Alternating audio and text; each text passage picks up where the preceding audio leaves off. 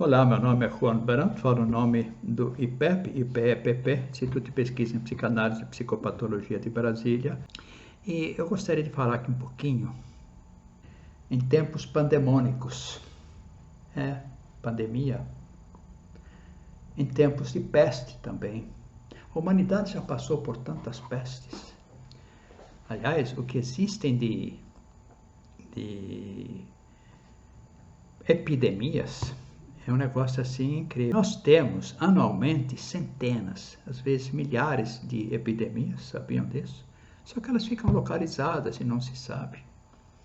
Às vezes as pessoas estão por aí sendo atingidas por alguma coisa quando viajam e ficam doentes ou até falecem em viagem. E é uma epidemia localizada. Eu conheci já histórias assim, de pessoa viajando e morre lá, falece num lugar distante. Então, a epidemia é algo que faz parte da história humana. Tivemos pestes famosas, a gripe espanhola, desculpe, a peste negra. Mas o que acontece de diferente agora com esta do Covid? Primeiro, é que há excesso de tentativa de informação e baixíssima qualidade de informação. Isso gera insegurança. Esse é um ponto. O segundo ponto é que, da forma que essa informação é trabalhada, ela remete ao que um grande psicanalista e fundador da psicologia social latino-americana, o Pichon Rivière, denominou os medos básicos. Todo esse movimento remete aos medos básicos, são medos muito primitivos. E as pessoas entram nesse medo e precisam se recolher, porque elas não sabem de onde vem a ameaça. Eu lembro que antigamente, por exemplo, na Idade Média, quando havia uma peste, nenhuma classe social escapava, porque não havia um conhecimento suficiente do que fazer e morriam pessoas em todas as camadas sociais.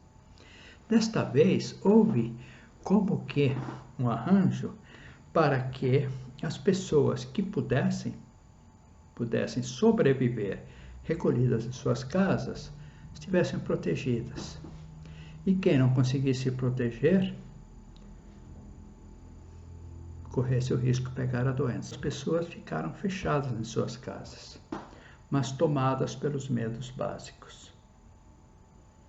E as pessoas do lado de fora tinham que ou superar os medos básicos, porque elas estavam do lado de fora, ou porque elas não tinham mais controle sobre seus medos básicos, ou suportavam melhor. Alguma coisa estabeleceu uma diferença. Só que o que aconteceu? O adoecimento pegou as pessoas que ficaram dentro de casa. Então são coisas para a gente pensar. Ou seja, aqueles que podiam se proteger não ficaram protegidos. Então nós estamos sabendo hoje de coisas um pouco diferentes. Aos poucos estamos adquirindo um conhecimento que não tínhamos. Diferente da Idade Média, que não havia conhecimento nenhum e as pessoas pegavam sem saber como. Agora, as pessoas pegam mesmo protegidas, mas dá para descobrir em determinado momento por quê, o que aconteceu. E isto nos dá uma nova base para pensar o que acontece nesses momentos. Mas o que a gente percebe? As pessoas trazem para a nossa clínica medo. Ou o medo de pegar a doença, ou o medo de transmitir a doença. E o que chama a atenção é que, devido a essas duas formulações de medo, isto envolve tanto aqueles que seriam grupo de risco, quanto aqueles que não seriam grupo de risco. Todos acabam sendo atingidos. E eu fico pensando também que, na medida em que são colocadas medidas restritivas que não contêm efetivamente a propagação do vírus, isto leva a um fracasso da população nessa segurança de se proteger. Ela se sente fracassada, ela se sente em desalento. É como estar realmente perante uma peste. Então, estamos enfrentando uma peste, até porque não sabemos como isso se propaga. Eu tenho notado que as pessoas realmente não têm informação. As pessoas não sabem como atua um vírus, não sabem como um vírus pode chegar nelas, não sabem corretamente como acontece esse processo. Essa questão do distanciamento social nunca ficou clara.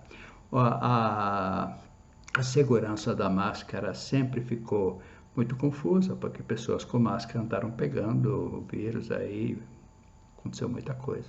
Isso tudo vem à nossa clínica. E ainda fico pensando, o Bion, é da mesma época do Pichon Rivière, ele, quando trabalhou com grupos psicanalíticos, ele percebeu as reações das pessoas do grupo à presença do psicanalista no grupo. E ele chamou isso de supostos básicos. Então haveria o suposto básico de dependência, depender do psicanalista. O de pairing, que vem sendo traduzido como acasalamento, eu não gosto do termo, da tradução, eu prefiro pairing, que é a formação de par. Então dentro do grupo as pessoas formam par. E um terceiro suposto básico que ele indica é de luta-fuga, ou seja, se luta contra o inimigo, no caso o analista, ou se foge do inimigo, no caso o analista. Esse movimento de luta-fuga, ele mexe com medo. Os supostos básicos são muito primitivos, assim como o medo básico do Pichon Rivière é extremamente primitivo. E nós podemos entrar lá em Freud, quando fala do recalque. O que é o recalque? Recalque também está relacionado a medo. Freud começou falando somente de sexualidade, quando abordava o tema do recalque, mas logo depois ele entrou com um susto, ou seja, um medo. Em alemão, a palavra Schreck. Schreck quer dizer susto. Então, o susto, que está relacionado ao medo e que envolve uma questão da sexualidade no sentido psicanalítico, não é no sentido do senso comum, nem de pornografia, nada disso. Sexualidade é algo muito especial, muito distinto em psicanálise. O senso comum pensa algumas coisas indevidas a respeito disso, e daí até gera preconceito, né? Mas esse susto é relacionado a medo. Então, Freud já tinha falado desse medo. E houve pesquisadores que trabalharam com a ideia de susto em processos de adaptação, tá? E isso foi usado de um modo terrível. O medo sempre foi usado como arma de poder. Gerar medo na população para que ela se retraia, que ela não ataque as instituições ou certas lideranças, então gerar o medo. Mas só que você sabe, eu fico pensando, existe um limite para o medo. O limite para o medo surge quando não há outra saída, é necessário enfrentar ou morrer. Isso me faz lembrar, nesses tempos de pandemia, apesar de todas as recomendações do fique em casa, que eu não fiquei em casa, eu diariamente vim ao meu consultório, de segunda a sexta, e mesmo sábado, quando existia algum trabalho, só que passei a atender preferencialmente no modo online, mas eu sempre me desloquei ao meu trabalho, né? E também continuei indo ao mercado, farmácia, banco, mas eu me desloquei. Estava fazendo minhas caminhadas, pegando o sol, que é essencial para pegar a vitamina D e não entrar nos processos depressivos. Então, o que aconteceu? Eu comecei a ver coisas que as pessoas enclausuradas em casa não viram. Eu comecei a ver a fome. Eu encontrei pessoas que chegavam e precisavam, não de esmola, precisavam de prato de comida. Eu encontrei, por exemplo, lembro bem, de engraxate, mexendo em aquelas caçambas que temos nos condomínios, tem um lixo, engraxate, buscando comida. E eu vi um engraxate, achei. Eu não pude resistir a essa cena, tive que ajudar esse engraxate e eu vi muita emoção nos olhos dele.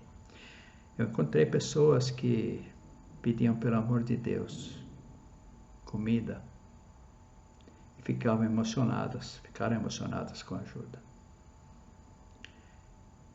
O engraxate me disse que não tinha mais trabalho porque não encontrava ninguém para engraxar os sapatos. Pessoas que não queriam esmola, queriam comida.